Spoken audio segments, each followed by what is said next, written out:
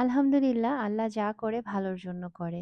এবারের ঈদটা ভেবেছিলাম একটু মন খারাপের মধ্য দিয়েই পার হবে। বাট তারপরও এত সুন্দর ঈদ যে এবার কাটাতে পারবো সেটা আসলে চিন্তা করিনি। আমরা যত প্ল্যান করেই রাখি না কেন, আল্লাহ যেটা আমাদের জন্য প্ল্যান করে রেখেছেন সেটাই সবসময় বেস্ট। আর ঈদ মানেই হচ্ছে সালামি, আর সালামি মানেই হচ্ছে নতুন টাকা। এবার ঈদে খালামণির হাতে বানানো কেক পেয়ে বাচ্চারা কিন্তু ভীষণ খুশি। ঈদের দিন দিনের বেলা যেহেতু জমিয়ে ঘোরাঘুরি হয়নি, তাই সেটা পূর্ণ করতে রাতের বেলা বেরিয়ে পড়লাম। ভাবলাম যে একটু সুন্দর জায়গা থেকে ঘোরাঘুরি করে আসি। ঈদের এই বিশেষ দিনটার জন্য আমরা একটা বছর অপেক্ষা করে থাকি, আর এই দিনটা মনে হয় আসলেই চোখের নিমেষেই রাত হয়ে যায়।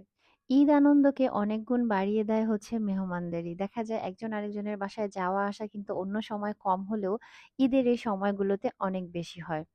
ঈদ উপলক্ষে নেয়না এবার একটা কেক বানিয়েছিল, আর সেটা পেয়ে ২ বাচ্চা তো ভীষণ খুশি। তবে এই সময় আফিফের একটু মন